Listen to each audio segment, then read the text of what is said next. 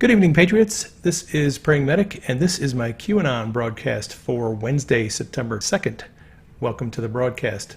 Those of you who are following along at home, you can find Q posts on a number of different websites, including QAnon.pub, QAlerts.app, QAG.news, and QAnon.news/Q.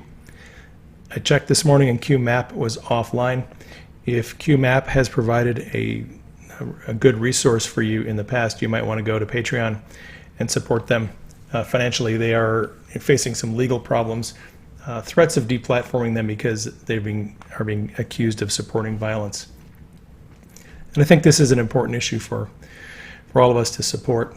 We are not a violent movement, and if they manage to deplatform QMap on false allegations of violence, they are going to come after others. They'll come after anyone who's discussing Q, remove us from social media, and attack our tech providers. So I would consider it a personal favor if you would consider going to Patreon and looking for Q App Anon and supporting them financially. And actually, if you have an account with Patreon, you might write to them and say that you're against deplatforming them. If you're looking for information on Q, if you have friends or relatives who need information, something that is not from the mainstream media, you might want to check out my book, Calm Before the Storm. It is book 1 in the Q Chronicles series. Book 1 covers the early months of Q's operation. I talk quite a bit about Barack Obama and the Iran deal, Hillary Clinton and the Clinton Foundation. There's a chapter on Saudi Arabia. We talk about NSA, Admiral Rogers, General Flynn.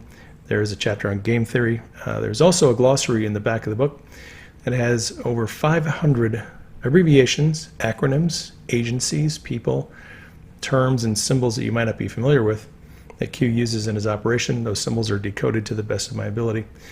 Calm Before the Storm is available on both Amazon and Barnes & Noble. Now let's jump into our decode. All right, so yesterday, Sarah Carter reported that according to the Department of Justice, the Woods file for Carter Page's FISA application went missing 2 years ago. And why is that relevant? I'll get to that in just a minute. So the Woods procedures are precautions that are taken by the FBI and Department of Justice to verify the accuracy and completeness of information contained in a FISA warrant. This is from a FISA court document explaining the Woods procedures. And it just says in here that FBI Woods procedures are intended to ensure accuracy of facts preferred in applications submitted to the Foreign Intelligence Surveillance Court. All right.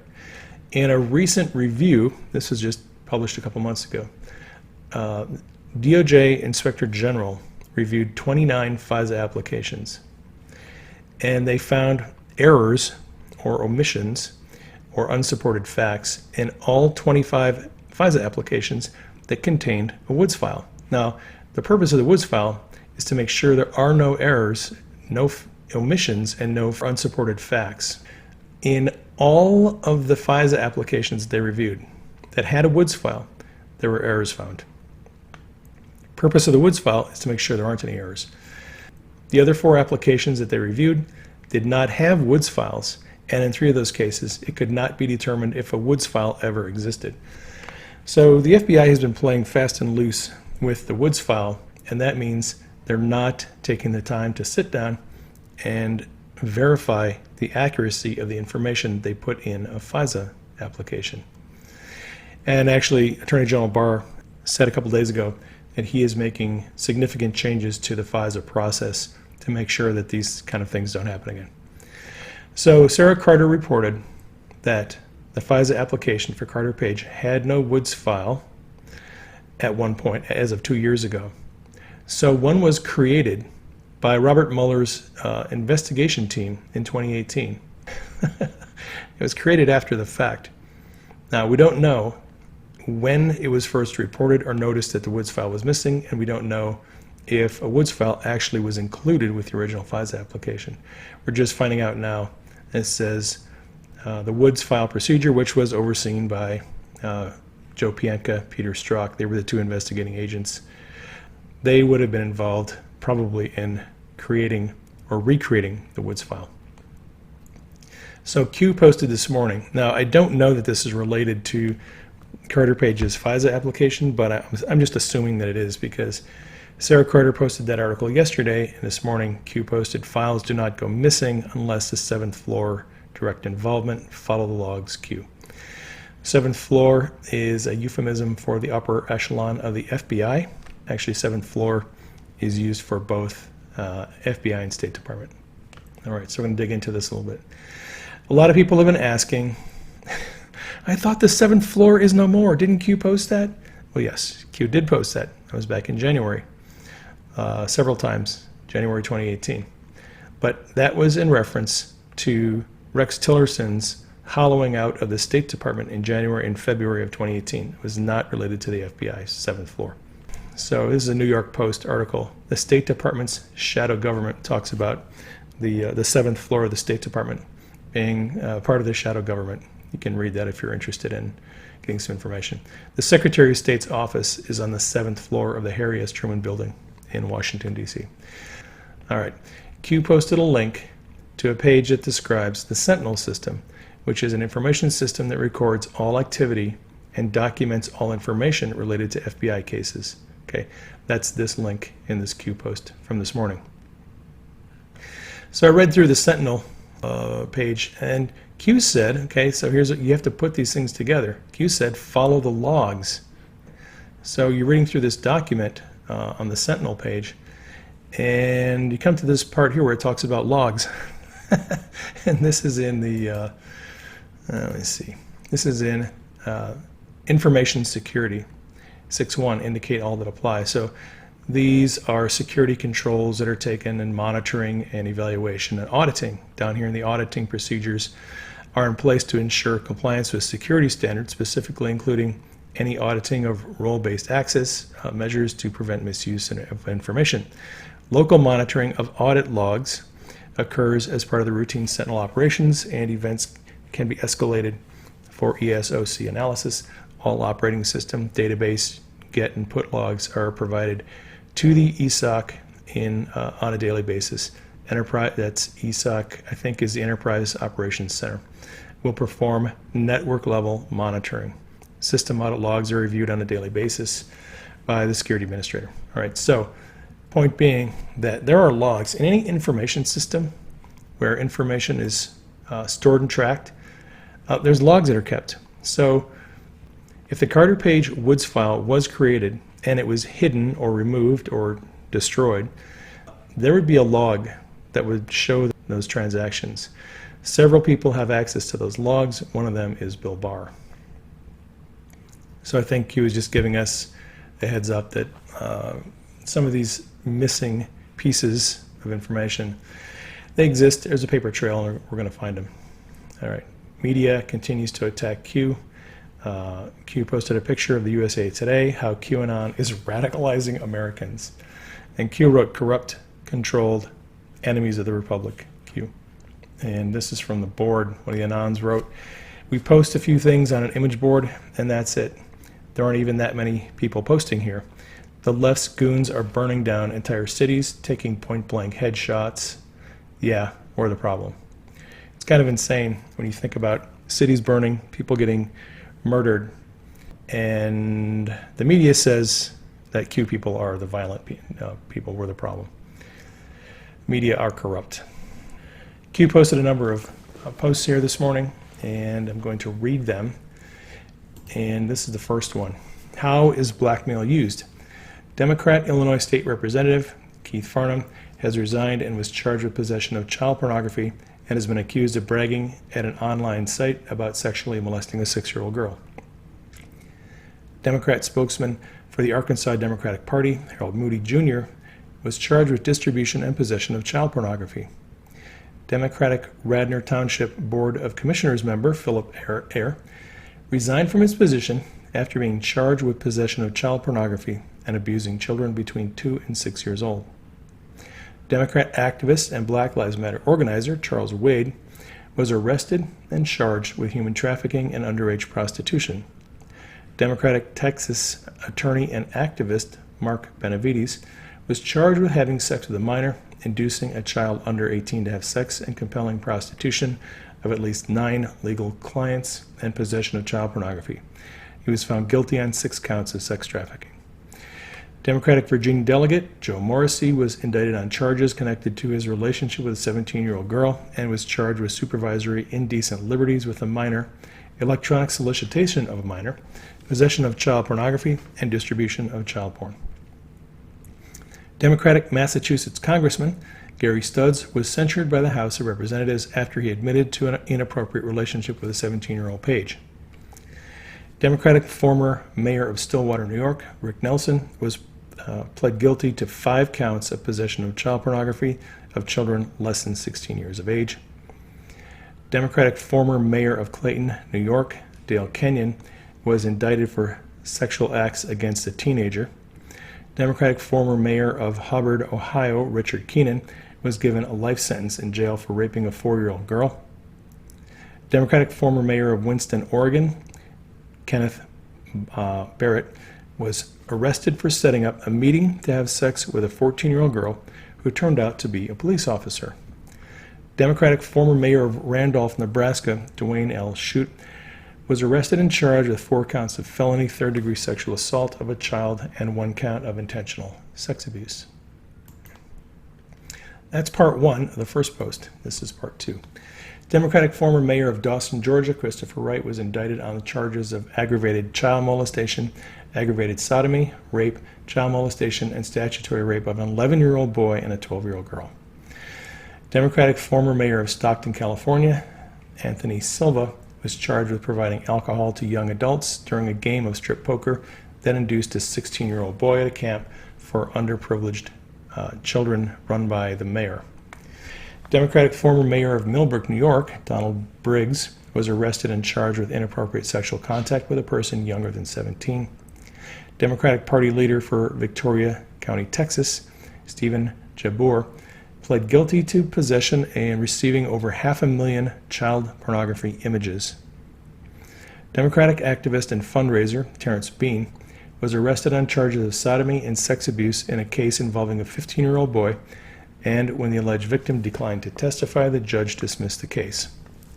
Democratic Party chairman for Davidson County, Tennessee, Rodney Mullen, resigned amid child pornography allegations. Democratic activist Andrew Douglas Reed pleaded guilty to multiple accounts of second-degree sexual exploitation of a minor for producing child pornography.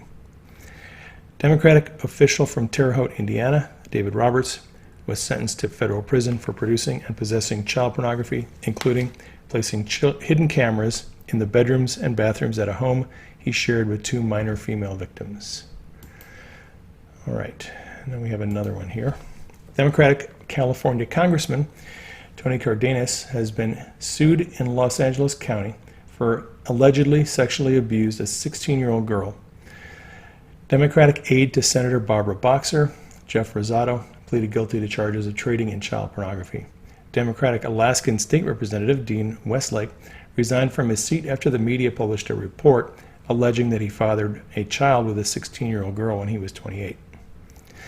Democratic New Jersey State Assemblyman Neil Cohen was convicted of possession and distribution of child pornography. Republican Tim Nolan, chairman of Donald Trump's presidential campaign in Kentucky, pled guilty to child sex trafficking, and on February 11, 2018, he was sentenced to serve 20 years in prison. Republican State Senator Ralph Shorty was indicted on 4 counts of human trafficking and child pornography. In November of 2017, he pleaded guilty to 1 count of child sex trafficking in exchange for the dropping of the other charges. Republican anti-abortion activist Howard Scott Heldreth is a convicted child rapist in Florida. Republican County Commissioner David Swartz pleaded guilty to molesting 2 girls under the age of 11 and was sentenced to 8 years in prison. Republican Judge Mark Pazahanich pleaded no contest to fondling a 10-year-old girl and was sentenced to 10 years probation. Republican anti-abortion activist Nicholas Morency pleaded guilty to possessing child pornography on his computer and offering a bounty to anyone who murders an abortion doctor. Republican legislator Edison Alderando was sentenced to 10 years in prison for raping his daughter between the ages of 9 and 17. Republican Mayor Phil Giordano is serving a 37-year sentence in federal prison for sexually abusing 10 and 8-year-old girls. Republican campaign consultant Tom Shortridge was sentenced to 3 years probation for taking nude photographs of a 15-year-old girl. And here is part 2 of that post. Republican Senator Strom Thurmond, a notable racist, had sex with a 15-year-old black girl, which produced a child. Republican pastor Mike Hintz, whom George Bush commended during the 2004 presidential campaign, surrendered to police after admitting to a sexual affair with a female juvenile. Republican legislator Pete Dibble pleaded no contest to having an inappropriate relationship with a 13-year-old girl. Republican Congressman Donald Buzz Lukens was found guilty of having sex with a female minor and sentenced to 1 month in jail. Republican fundraiser Richard Delgado was found guilty of child porn charges and paying 2 teenage girls to pose for sexual photos. Republican activist Mark Grethen convicted on 6 counts of sex crimes involving children. Republican activist Randall David Ankeny pleaded guilty to attempted sexual assault on a child. Republican Congressman Dan Crane had sex with a female minor working as a congressional page. Republican activist and Christian Coalition leader Beverly Russell admitted to an incestuous relationship with his stepdaughter. Republican Congressman and gay activist Robert Bauman was charged with having sex with a 16-year-old boy he picked up at a gay bar. Republican Committee Chairman Jeff Patty was arrested for distributing a video clip of a 5-year-old girl being raped. And we have more. This is part 1 of the next post. Republican activist Marty Glickman, aka Republican Marty, was taken into custody in Florida by police on 4 counts of unlawful sexual activity with an underage girl and 1 count of delivering the drug LSD. Republican legislative aide Howard L. Brooks was charged with molesting a 12-year-old boy and possession of child pornography. Republican Senate candidate John Hathaway was accused of having sex with his 12-year-old babysitter and withdrew his candidacy after the allegations were reported in the media. Republican preacher Stephen White, who demanded a return to traditional values, was sentenced to jail after offering $20 to a 14-year-old boy for permission to perform oral sex on him. Republican talk show host John Matthews pleaded guilty to exposing his genitals to an 11-year-old girl. Republican anti-gay activist Earl Butch Kimmerling was sentenced to 40 years in prison for molesting an 8-year-old girl after he attempted to stop a gay couple from adopting her. Republican Party leader Paul Ingram pleaded guilty to 6 counts of raping his daughters and served 14 years in federal prison. Republican Election Board official Kevin Cohn was sentenced to 2 years probation for soliciting sex over the internet from a 14-year-old girl. Republican politician Andrew Burr was charged with 2 counts of first-degree sodomy with a 13-year-old boy. Republican politician Keith Westmoreland was arrested on 7 felony counts of lewd and lascivious exhibition to girls under the age of 16. Republican anti-abortion activist John Allen Burt was charged with sexual misconduct involving a 15-year-old girl. Republican County Councilman Keola Childs pleaded guilty to molesting a male child. Republican activist John Butler was charged with criminal sexual assault on a teenage girl. Republican candidate Richard Gardner admitted to molesting his 2 daughters. And let's look at part 2 of that post. Republican councilman and former Marine Jack W. Gardner was convicted of molesting a 13-year-old girl. Republican County Commissioner Merrill Robert Barter pleaded guilty to unlawful sexual contact and assault on a teenage boy. Republican City Councilman Fred Smeltzer Jr. pleaded no contest to raping a 15-year-old girl and served 6 months in prison. Republican activist Parker J. Bina pleaded guilty to possession of child pornography on his home computer and was sentenced to 30 months in federal prison and fined $18,000. Republican parole board officer and former Colorado State Representative Larry Jack Schwartz was fired after child pornography was found in his possession. Republican strategist and Citadel Military College graduate Robin Vanderwall was convicted in Virginia on 5 counts of soliciting sex from boys and girls over the internet. Republican City Councilman Mark Harris, who is described as a good military man and churchgoer, was convicted of repeatedly having sex with an 11-year-old girl and sentenced to 12 years in prison. Republican businessman John Gunseth withdrew his candidacy for Minnesota governor after allegations surfaced that he went swimming in the nude with 4 underage girls, including his daughter. Republican director of the Young Republican Federation, Nicholas Elizondo, molested his 6-year-old daughter and was sentenced to 6 years in prison. Q. This is the next post. Republican benefactor of conservative Christian groups, Richard A. Dassin, was charged with rape for allegedly paying a 15-year-old girl for sex. Dassin, who is 62, is married with grown children and several grandchildren, has allegedly told police that over the past decade he paid more than $1 million to have sex with a large number of young women. Democratic donor and billionaire Jeffrey Epstein ran an underage sex brothel and was convicted of soliciting underage girls for prostitution. Democratic New York Congressman Anthony Weiner pleaded guilty to transferring obscene material to a minor as part of a plea agreement for sexting and sending Twitter DMs to underage girls as young as 15. Democratic donor, activist, and Hollywood producer Harvey Weinstein is being criminally prosecuted and civilly sued for years of sexual abuse. That was a well-known secret in Hollywood, including underage sexual activities with aspiring female actresses. Democratic activist and Me Too proponent Asia Argento settled a lawsuit for sexual harassment stemming from sexual activities with an underage actor. Democratic mayor of Racine, Wisconsin, Gary Becker, was convicted of attempted child seduction, child pornography, and other child sex crimes. Democratic Seattle Mayor Ed Murray resigned after multiple accusations of child sexual abuse were levied against him, including by family members. Democratic activist and aide to New York City Mayor de Blasio, Jacob Schwartz, was arrested on possession of 3,000 plus child pornographic images. Democratic activist and actor Russell Simmons was sued based on allegation of sexual assault where he coerced an underage model for sex. Democratic Governor of Oregon, Neil Goldschmidt, after being caught by a newspaper, publicly admitted to having a past sexual relationship with a 13-year-old girl after the statute of limitations on that rape charge had expired. Democratic Illinois Congressman Mel Reynolds resigned from Congress after he was convicted of statutory rape of a 16-year-old campaign volunteer. Democratic New York Congressman Fred Richmond was arrested in Washington, D.C. for soliciting sex from a 16-year-old boy. Democratic activist, donor, and director Roman Polanski fled the country after pleading guilty to statutory rape of a 13-year-old girl. Democrats and Hollywood actors still defend him to this day, including Whoopi Goldberg, Martin Scorsese, Woody Allen, David Lynch, Wim Wenders, Pedro Almodovar, Tilda Swinton, and Monica Bellucci.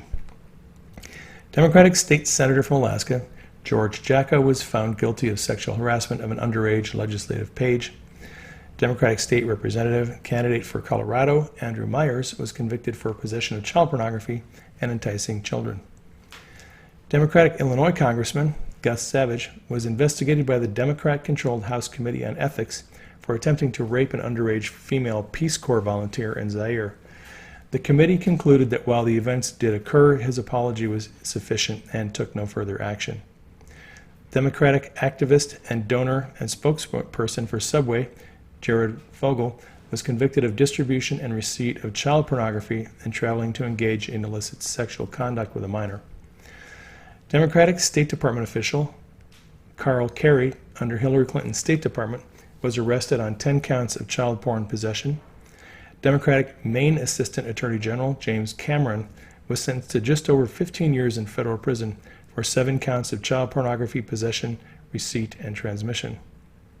Democratic State Department official Daniel Rosen, under Hillary Clinton's State Department, was arrested and charged with allegedly soliciting sex from a minor over the internet.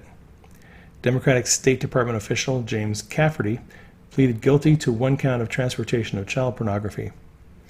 Democratic radio host Bernie Ward pleaded guilty to 1 count of sending child pornography over the internet. Democratic Deputy Attorney General for California Raymond Liddy was arrested for possession of child pornography. Q. So Anon posted this CIA playbook: compromise them with kid porn, blackmail them to do your dirty business, throw them away when they're busted. Pretty much how it goes. Q then posted, "Why did it take a political outsider to finally confront China?" Q, well, it took a political outsider because a lot of political insiders are compromised and corrupt. And if Donald Trump was corrupt, they would have found it already. How many U.S. politicians do you think China owns at this point? I think it's a lot. If you have never looked into the documented evidence of pedophile rings involving politicians, a good place to start is Conspiracy of Silence, the Franklin Cover-Up. It's a documentary that was done a few years ago. It has a lot of factual information on this scandal, and you can find it on a number of different websites. Just look for the Franklin Cover-Up. It's a very eye-opening documentary for people who are not aware of the problem with pedophilia and politicians. And that gets us caught up to Q for today. If this broadcast has encouraged you, you might want to subscribe to my channel. Thank you to all of those who are support us financially. If you'd like to support me on Patreon, the link to my Patreon page is in the description box. The link to my book, Calm Before the Storm, is also in the description box. Please keep me and Denise in prayer. Keep the president in prayer. Keep Q and the team in prayer. Keep the military and the Secret Service in prayer, and I will catch you on the next broadcast.